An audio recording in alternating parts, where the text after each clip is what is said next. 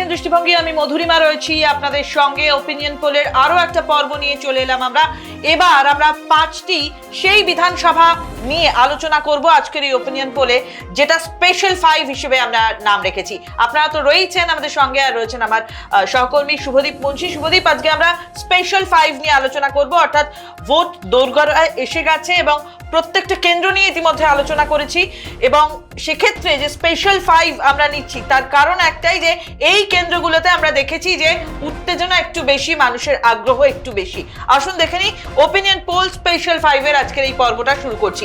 বাংলার 5 নজর কাড়া কেন্দ্রের সম্ভাব্য ফলাফল আপনাদের সঙ্গে শেয়ার করব আমরা। কি রয়েছে হাই ভোল্টেজ প্রার্থীদের ভাগ্যে, আলোচনা থাকবে গোটা পর্ব জুড়েই। সমীক্ষার পদ্ধতি দেখে নেব। স্ক্রিনে রয়েছে 29শে মার্চ 2026 থেকে 5ই এপ্রিল 2026। মোট নমুনা সংখ্যা দেখতে পাচ্ছি 15,321। মোট সমীক্ষক 32 জন মিলে এই সমীক্ষাটা করেছেন। বহরমপুর বিধানসভা, যেখানে 2021-এর জয়ী দল বিজেপি। একদমই, আপনারা স্ক্রিনে দেখতে পাচ্ছেন যে বহরমপুর বিধানসভা 2026-এর প্রার্থী তৃণমূল হয়ে দাঁড়িয়েছে নারুগোপাল মুখোপাধ্যায়, বিজেপির হয়ে সুব্রত মৈত্র এবং বামফ্রন্টের হয়ে আবুল কাসেম শেখ এবং কংগ্রেসের হয়ে বর্ষিয়ান নেতা অধীর রঞ্জন চৌধুরী। 2026-এর প্রার্থী যারা সেটা দেখালাম, তার সঙ্গে 21-এর যে ফলাফল সেটাতে বর্তমান বিধায়ক যিনি সেটাও দেখালাম।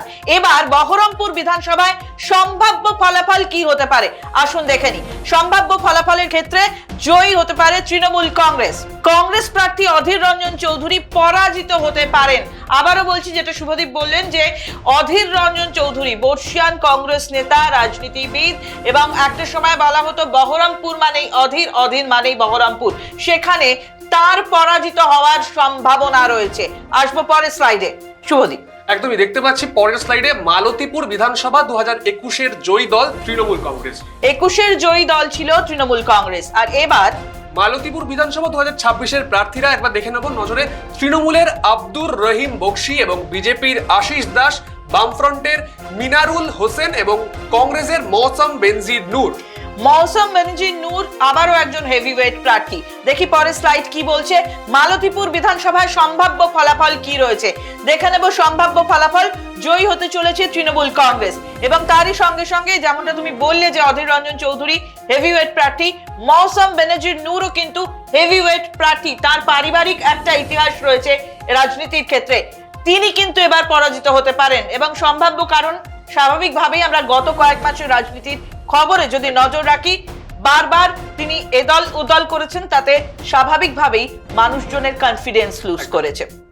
পরের স্লাইডে আসি শুভদীপ। পরের স্লাইডে দেখতে পাচ্ছি রাসবিহারী বিধানসভা 2021-এর জয়ী দল তৃণমূল কংগ্রেস। বর্তমানে অর্থাৎ বিধায়ক তৃণমূল কংগ্রেসেরই। আর এবার রাসবিহারী বিধানসভা 2026-এর প্রার্থীরা দেখে নেব। তৃণমূলের হেভিওয়েট নেতা দেবাশিস কুমার, বিজেপির স্বপন দাশগুপ্ত, বামফ্রন্টের মানস ঘোষ এবং কংগ্রেসের আশুতোষ চ্যাটার্জি। তাহলে সেক্ষেত্রে 26-এর সম্ভাব্য ফলাফল কি হতে পারে রাসবিহারী বিধানসভার ক্ষেত্রে আসুন দেখে নিই। জয়ী তৃণমূল কংগ্রেস, সম্ভাব্য ফলাফল জয়ী তৃণমূল কংগ্রেস, অর্থাৎ দেবাশিস কুমারের কথাই বলছি। এক্ষেত্রে কিন্তু বিজেপি প্রার্থী স্বপন দাশগুপ্ত পরাজিত হতে পারেন। তিনিও কিন্তু বহু চর্চিত একজন রাজনৈতিক ব্যক্তিত্ব। পরের স্লাইডে আসি শুভদীপ। পরের স্লাইডে আমরা দেখতে পাচ্ছি দমদম বিধানসভা 2021-এর জয়ী দল আবারও সেই তৃণমূল।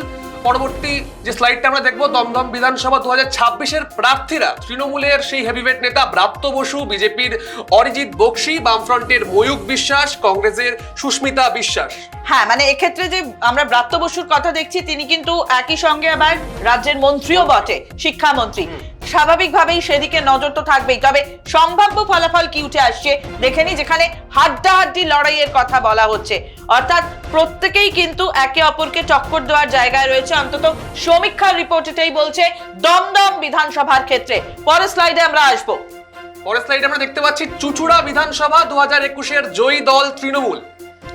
বর্তমানে 26-এর প্রার্থী যারা রয়েছেন, চুচুড়া বিধানসভা 2026-এর প্রার্থীরা তৃণমূলের দেবাংশু ভট্টাচার্য, নতুন মুখ বললেই চলে, বিজেপির সুবীর নাগ, বামফ্রন্টের সুনীল সাহা এবং কংগ্রেসের মইনুল হক। দেবাংশু ভট্টাচার্য এর আগেও আমরা দেখেছিলাম টিকিট পেয়েছিলেন তিনি, তবে সাফল্যের দিক থেকে ব্যর্থ হয়েছিলেন। এবারে কি হতে চলেছে সেটা আমরা বরং দেখে নিই। দেবাংশু প্রচুর যুবদের ক্ষেত্রে আমরা দেখেছি যে মোটিভেশনাল অনেক কথাবার্তা বলেছেন, এবার অনেক গান লিখেছে প্রত্যাশা বেশি। এবং স্বাভাবিকভাবেই তার ক্ষেত্রে কিন্তু প্রত্যাশা বেশি। সম্ভাব্য কি ফলাফল হতে পারে সেক্ষেত্রে চুঁচুড়া বিধানসভায়? হাড্ডাহাড্ডি লড়াই, কাউকে এগিয়ে রাখা যাচ্ছে না, কারণ নেক টু নেক কম্পিটিশন হতে পারে, অন্তত এমনটাই সমীক্ষা রিপোর্ট বলছে। চুঁচুড়া বিধানসভার সম্ভাব্য ফলাফল আপনাদের দেখালাম।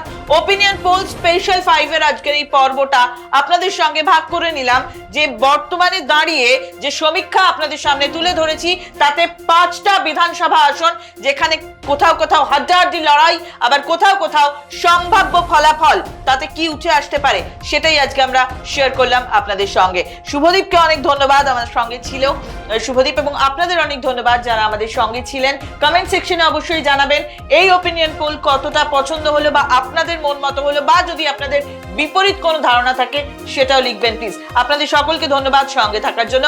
আমাদের সঙ্গে ক্যামেরায় রবিউল ইসলাম।